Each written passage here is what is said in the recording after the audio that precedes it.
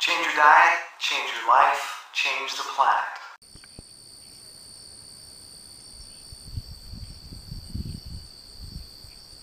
I'm at FootZone in Bend, Oregon right now, getting ready for the US 50-kilometer Trail Championships tomorrow.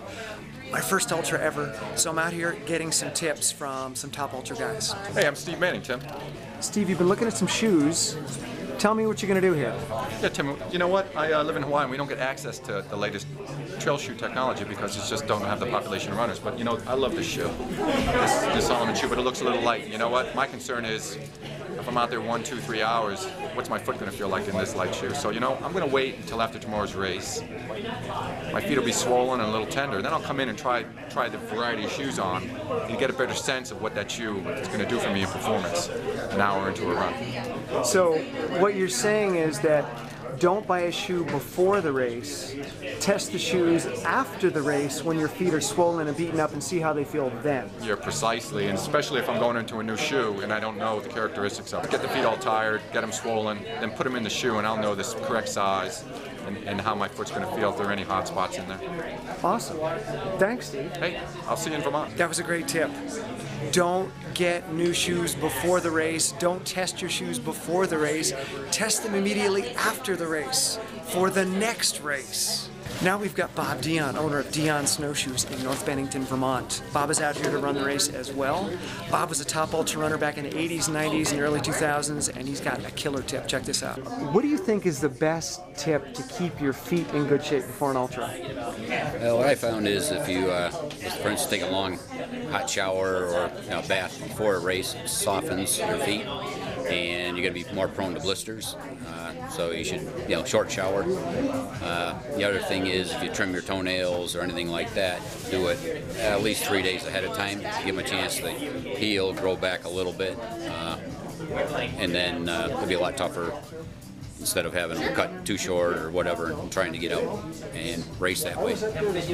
So by keeping your feet dry, or would you even take a shower the morning of the race? Would you get your feet wet at all? Well, if you can do it out, but otherwise, it's similar if you're out running in a lot of wet terrain, things like that. If your feet get wet, water's a solvent, and it's just going to make your feet soft, tender, and you'll be prone to blisters.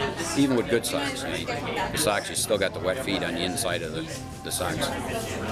See, I've gotten out of the shower before, and I noticed that my calluses, I can just rub them right off with my finger. Is that a bad idea? Do you want to give yourself a pedicure before the race?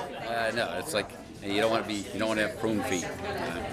Because it gets ugly quick. Remember in chemistry class when they said that water is a universal solvent? That means it's going to dissolve those calluses that you work so hard to get. Here we've got Richard Bolt. When I was skiing at Middlebury back in the day, Richard was the hot dog from St. Lawrence, one of the best Nordic skiers in the country, also one of the best mountain runners and snowshoers in the country, and now one of the top masters trail racers in the country. So he's going to talk to us about shoes. Tomorrow, Flagline 50K, Bend, Oregon. You want something light, you want something minimal, it's a smooth trail out there, it's a fast trail. Some people would even say it's a road-like trail. Remember Bernie Botcher from Colorado coming to Bend and doing a trail race and being like, what? This is not a trail race.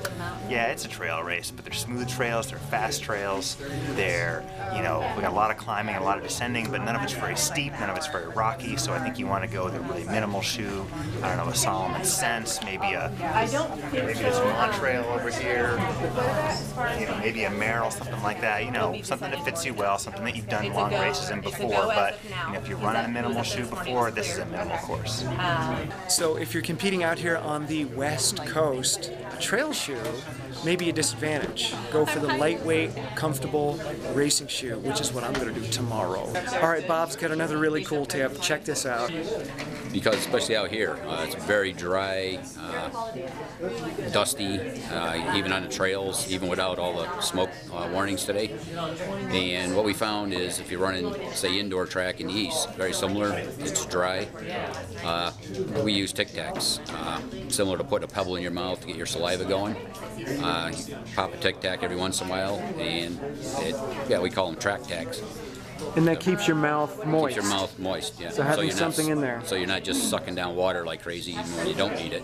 You still want to hydrate. You still want to drink plenty of water. It's just if you're only thirsty because your mouth's dry and you're breathing hot dry dust, Tic Tacs, or something like that. Huh. So you avoid cottonmouth. Exactly. And if somebody stops you and decides to kiss you in the course, you're prepared for You're that. covered, yes. Frank Bazanich, been running ultras for about 30-some years. Had 5 national championships overall in numerous age group. My big tip for tomorrow, ultras, start out slow and taper off. Start off slow and then go slower? You might be forced to. So I noticed the Western States buckle. What year is that from? 1979. And how many times have you run Western States? 4. 4. Yeah, it's not one of my favorites. No? So Frank, what's your best 50-mile time? 5:05. 5:05. 5 hours and 5 minutes. And how old were you when you ran a 5:05? 35. 35. What's the American record? Do you know? 4:51. Wow. That's Bartley Collector. He did it on the very flat Chicago course and stuff. And how was the course that you ran on? Was it Pretty hilly. It was along hilly? Lake Superior, and then we cut back inland. So, but over the last 15 miles, 10 of it were just a steady climb. Wow. So you're really a 50-mile guy. I was, yeah. I don't know what I am today. Now we've got Nancy Hobbs, and Nancy is one of the reasons that trail racing is taking off around the country. She is one of the big forces behind the growth of trail racing, so you want some great tips? She's got it. I'm the chairperson of the Mountain Ultra Trail Running Council, and this event is one of our championships of many. This is one of our ultra distance championships, obviously. It's a 50K trail race. U.S. Championships. USA Championships, yep, through USA Track and Field. So Nancy, I'm from Vermont, and we don't have forest fires in New England because we basically live in a jungle.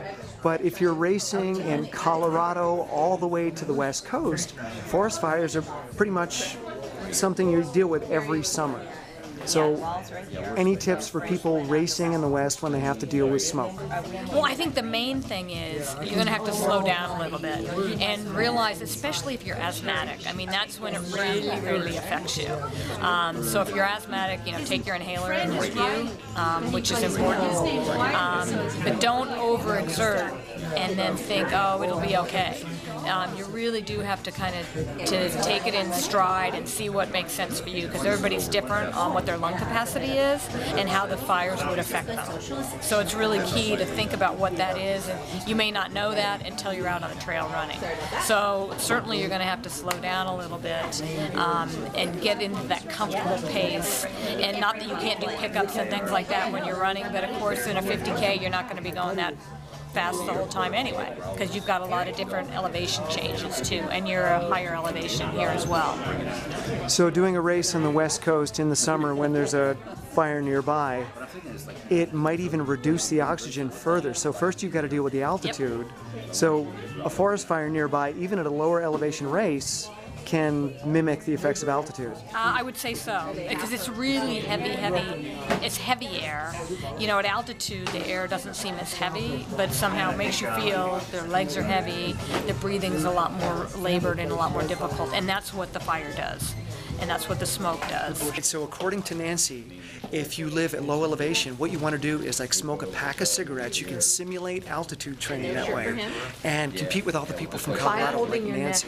Hold your neck, smoke a pack of cigarettes, get out there and do some low oxygen. No, that's a really bad tip. Don't do that.